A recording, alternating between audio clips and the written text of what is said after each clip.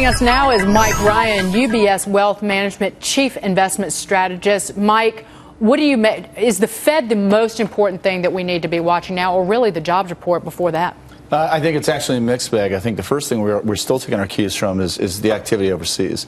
The decision by China not to basically backstop the financial markets and continue the large share repurchase program, I think is probably what set off some of the volatility in overseas markets.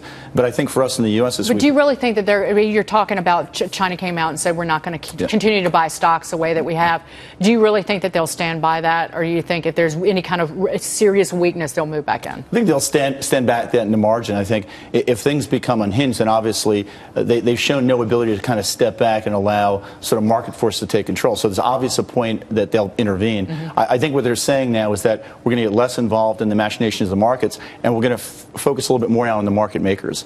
If you listened over the weekend, some of the comments were directed at those who are starting rumors, those who are conducting the sorts of activities that they think is not necessarily supportive of markets. So that's kind of where the focus is, I think, going to shift overseas. I think domestically, though, I think it's still going to be, to your point, it's going to be on the Fed, and it's also going to be on what evidence trail they see this week that allows them to either go in September or defer into December. And based on what you heard over the weekend with Stanley Fischer talking, was it hard to get a read on what he thinks, because you have the more dovish comments from Bill Dudley coming out last week, and he really talked about September. Stanley Fischer, vice chair of the Fed, tried to stay away from talking about a date certain. Yeah, you almost get the impression it's a house divided. But what I would say is I don't think they've made their decision up yet. I do think the employment report is going to matter a great deal, and then they'll assess what the facts are on the ground, whether or not they go in September. Now, I would say that you typically focus on domestic factors first, and I think that's what they will look at.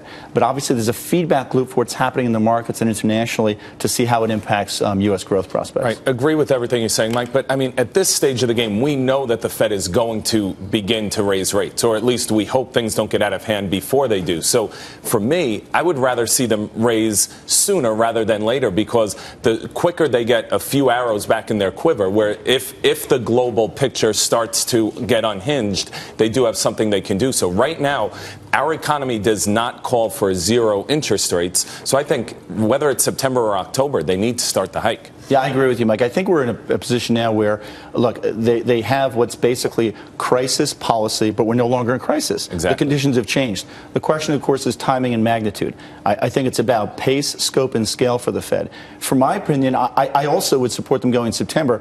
But again, I don't get to look at the world in a normative way, what I think they should do. I have to look at what I think is most likely to happen. Right. And there I'm still not convinced that they're going to go. So on that point, Mike, domestic politics, or economics rather, I should say, clearly matter for the Fed. But what about international developments, right? How worried should we as investors be about the knock-on effects from slower China? And how worried do you think is the Fed about China?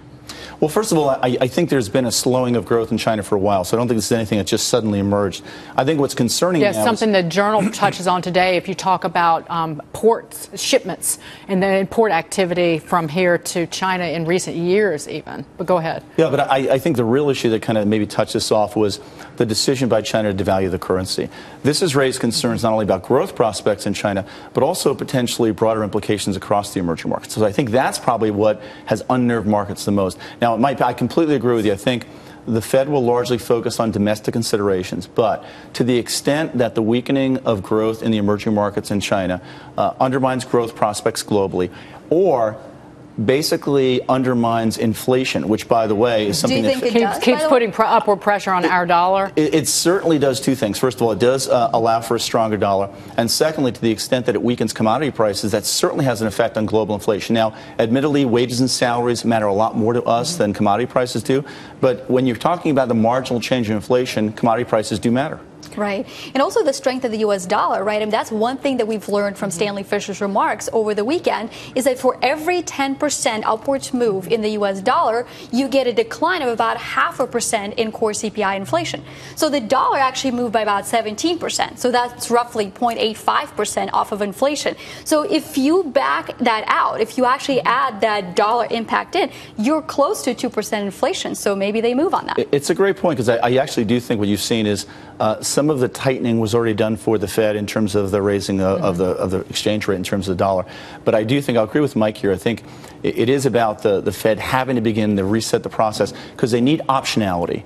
they need to make sure that as conditions change, not just in the next couple of months, but the next couple of years, they have options to make the next policy adjustments, because we know there's going to be an economic slowdown at some point that's going to require the Fed to act more aggressively. Quickly before you go, Mike, in terms of adjustments, how do you change your portfolio here? Have you changed how you would allocate it in terms of the sector weightings, in terms of stocks, bonds, cash, in terms of international exposure? Any changes you've made in the face of the volatility? Well, the first thing we look at is we tell people not to overreact to these events. We still think this is a correction in what we think is now an aging bull market, but still a bull market.